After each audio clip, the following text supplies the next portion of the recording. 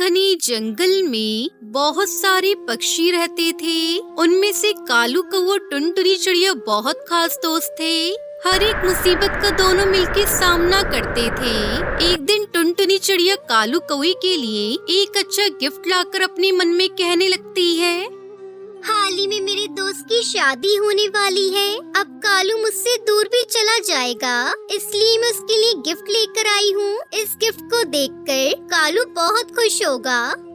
टुनटुनी चिड़िया उस गिफ्ट को चोंच से पकड़कर कालू कौवे के घोंसले के पास जाती है। टुनटुनी चिड़िया को देखकर कालू कौवा बहुत खुश होता है और उससे कहता है, दोस्त 4 दिन से हम मिले नहीं, फिर मैं तुम्हारे पास ही आ रहा था, इतने में तू इधर आ गई।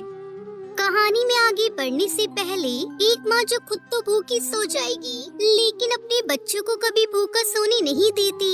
दोस्तों, तो आज उस माँ के लिए इस वीडियो को लाइक करके चैनल को सब्सक्राइब कर देना, क्योंकि माँ से बड़ा इस संसार में कोई योद्धा नहीं होता है। तो उनके लिए चैनल को सब्सक्राइब और लाइक तो आम ही बात है। अरे कालू, तेरी शादी होने वाली है। अब मेरा ज्यादा आना भी ठीक नहीं। अब तेरी शादी होने से पहले मैं तेरे लिए गिफ्ट लेकर आई हूँ। टुनटुनी चिड़िया गिफ्ट कालू कौवे को देती है। कालू कौवा गिफ्ट लेकर उससे कहता है, thank you so much Tuntuni. और क्या हाल है तेरे? ऐसे कालू कौवे के पूछने पर टुनटुनी चिड़िया हंसती हुई उससे कहती है, तेरे लिए और एक खुशखबरी भी है, वो बताने के लिए भी मैं यहाँ आई हूँ। ओह, खुशखबरी? क्या है खुशखबरी? तू कहता था ना कि मेरे बच्चे बहुत सुंदर होंगे, अब वो बात भी सच हो गई। आज मैंने पहला अंडा दिया है।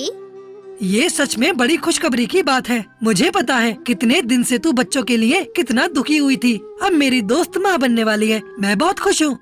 थोड़ी देर तक दोनों दोस्त बातें करते हैं। ठीक है दोस्त, मुझे खाना लेकर अपने घोंसले में जाना है। अब मैं चलती हूँ, तुम अपना ख्याल रखना। इतना कहकर टुनटुनी चिड़िया वहाँ से चली जाती है। उस दिन शाम को टुनटुनी चिड़िया के बाहर जाने के बाद उसके घोंसले में एक बिल्लू बिल्ला आकर टुनटुनी चिड़िया के अंडे पर नजर डालता है और कहता है, ओए ओए, देखने में अंडा बहुत फ्रेश है, खाने में बहुत स्वादिष्ट लगेगा। बिल्लू बिल्ला टुनटुनी चिड़िया के अंडे को निगल जाता है और वहाँ से जल्दी से चला जाता है। थोड़ी देर बाद टुनटुनी चिड़िया घोंसले में वापस आती है। अंडा दिखाई न देने पर वो कहती है, हे भगवान, मेरा अंडा कहाँ गया? इतने दिनों से मैं उसके लिए राह देख रही थी। अब मेरा अंडा कहाँ चला गया? शायद मेरा अंडा नीचे गिर गया होगा। ऐसा सोचकर टुनटुनी चिड़िया अपने अंडे को सारी जगह ढूंढने लगी, पर अंडा कहीं भी नहीं दिखाई दिया। फिर टुनटुनी चिड़िया आंसू बहाते हुए कालू कौवे के पास जाती है। रोती हुई टुनटुनी चिड़िया को देखकर कालू कौवा उससे कहता है, अरे अरे, क्या हुआ फ्रेंड, क्यों रो रही हो? तब टुनटुनी चिड़िया से पूरी बात बताती है। वो बात सुनकर कालू कौवे को बहुत गुस्सा आता है और वो उससे कहता है, अब उस चोर को नहीं छोड़ना है, शायद वो कल भी आएगा, उसे हम जरूर सबक सिखाएंगे। टुनटुनी चिड़िया, तू चिंता मत कर, मेरे पास खराब अंडे हैं, उन्हें तेरे घोंसले में रख के हम दूर से देखकर उस चोर को पकड़ लेंगे।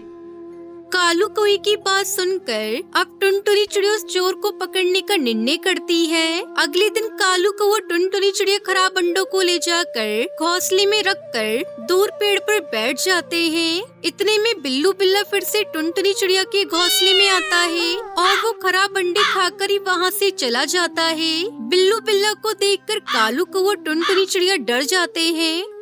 अरे बाप रे, हमें लगा कोई पक्षी आकर अंडे ले जा रहा है, पर इतना बड़ा बिल्ला आकर अंडों को खा रहा है। अब हम उसका सामना कैसे करेंगे? टुनटुनी, उस बिल्ले को बहुत चालाकी से मारना है, सीधा झगड़ा करने से खतरा है। फिर कालू कौवे को एक आइडिया आता है और वो टुनटुनी से कहता है, वो बिल्ला बहुत खूंखार है, कल भी वो जरूर आएगा। टुनटुनी चिड़िया, कल हम ज्यादा अंडे इकट्ठा करेंगे, उन अंडों में नशा लगाकर रखेंगे, फिर बिल्ला वो अंडों को खाकर बेहोश हो जाएगा, तब उसे मार देंगे। तुम बिल्कुल ठीक कह रहे हो, हम ऐसा ही करेंगे। अगले दिन टुनटुनी चिड़िया बाकी पक्षियों को मिलके पूरी बात बताकर फिर उनके खराब अंडों को इकट्ठा करके उन अंडों पर नशा लगाकर घोंसले में रखती है। फिर बिल्लू बिल्ला घोंसले में आता है और कहने लगता है, ओए दिन पर दिन अंडे बढ़ने लगे हैं। आज पेट भरकर अंडे खा लूंगा। बिल्लू बिल्ला पूरे अंडे खा लेता है। उसे खाने से वो बिल्ला बेहोश हो जाता है। कालू कौवा टुनटुनी चिड़िया उसे देखकर तुरंत घोंसले के पास आकर उस बिल्ले को पिंजरे में डाल देते हैं। अब हम क्या करें दोस्त? टुनटुनी, उसे होश आने दो। उसे मालूम होना चाहिए कि वो अब कहाँ है। थोड़ी देर बाद बिल्लू बिल्ला को होश आता है और वो चिल्लाने लगता है। ओए तुम दोनों मुझे छोड़ दो, वरना मैं तुम दोनों को काट काट कर मार डालूंगा। तब कालू कौवा हंसते उससे कहता है, मुझे डर नहीं लगता। तू अब पिंजरे में है, तू कहीं नहीं जा सकता।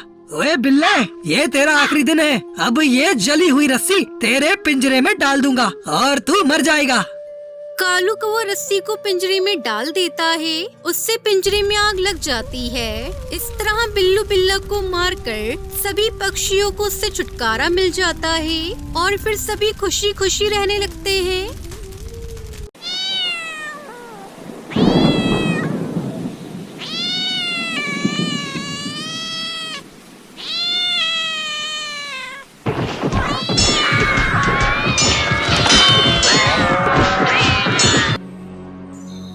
ये कहानी एक हरे भरे जंगल की है, जहाँ कई सारे पक्षी अपना जीवन बसर कर रहे थे। उसी जंगल में एक कालू नाम का कौवा था, जो अकेला ही एक टूटे फूटे घोंसले में रहता था। वो अपना गुजारा करने के लिए जंगल के बाहर एक खेत में मजदूरी करता था, जिसके बदले उसे कुछ पैसे मिल जाते थे, जिससे वो अपना घर का गुजारा करता था। एक दिन कालू कौवे को खेत में काम करते करते देर रात हो जाती है। अरे आज तो मुझे बहुत ज्यादा देर हो गई है। अंधेरा भी काफी ज्यादा हो गया है। अब मैं अकेला इतने अंधेरे में अपने घोंसले में कैसे जाऊं? इतने अंधेरे में तो मुझे रास्ता ही नहीं दिखेगा। कालू कौवा खेत के बाहर आता है तो चारों ओर अंधेरा ही अंधेरा छाया हुआ था। सामने कुछ नजर ही नहीं आ रहा था। ये देखकर कालू कौवा घबरा जाता है।